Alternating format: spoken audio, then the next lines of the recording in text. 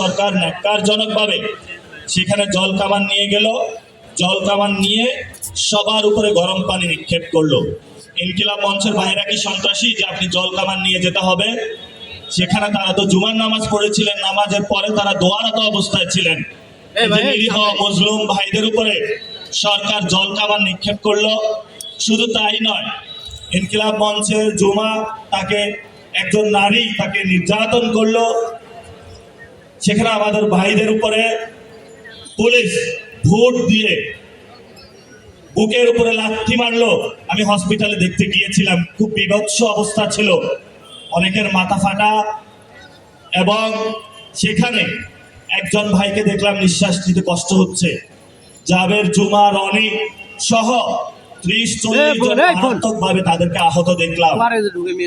এবং গতকালকে রাতে যখন আমাদের ভাইরা আহত হলো, আমাদের একটা ইশতেহার প্রোগ্রাম ছিল, আমরা ইশতেহার প্রোগ্রাম থেকে চলে আসি, সেই মিছিল নিয়ে যমুনার সামনে দিয়ে মিছিল দিয়ে আসি। এবং আমরা তখন চ্যালেঞ্জ করেছিলাম, তার বুকের পাঠা আসছে, সামনে এসে দাঁড়াও, আমরা যমুনার সামনে দিয়ে মিছিল দিয়ে যাব। আমরা সেই যমুনার সামনে মিছিল দিয়েছি, মিছিল দিয়ে শাহবাগে এসেছি, শাহবাগ থেকে আমরা ঢাকা মেডিকেলে এসেছিলাম। 72 ঘন্টা ময়েশ্চার লক সমৃদ্ধ লিলি বডি ওয়াশ, শিয়া বাটারের গুডনেস স্কিন রিপেয়ার করে রাখে সফট ও গ্লোয়িং। তারপরে আমরা আবার শাহবাগে গিয়েছিলাম, কিন্তু আমরা শান্তিপূর্ণ অবস্থান জারি রেখেছিলাম। সেখানে পুলিশ এসে আবার বিভৎসভাবে সাউন্ড গ্রেনেড নিক্ষেপ করেছে, দোকানদারদের উপরে তারা হামলা চালিয়েছে।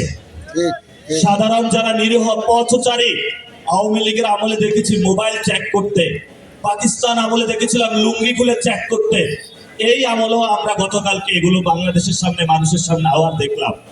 ধিক্কার এই সরকারের প্রতি, ধিক্কার এই প্রশাসনের প্রতি, ধিক্কার যারা এই বিভৎস অবস্থার মধ্যে চুপ থেকেছে এবং এই চুপ থেকে মৌন সম্মতির মাধ্যমে ইনকিলাব মঞ্চের যারা কর্মী ভাইরা আছে, যারা রাজপথে নেমে এসেছিল, অন্যান্য সাধারণ মানুষ, তাদেরকে একটি কিলিং জোনে ঠেলে দিচ্ছে।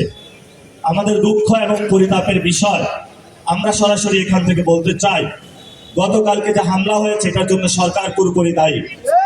এবং সরকারের একটি মহল নির্বাচন বানচাল করার উদ্দেশ্যে হামলা, শান্তিপূর্ণ আন্দোলনে হামলা চালিয়েছিল।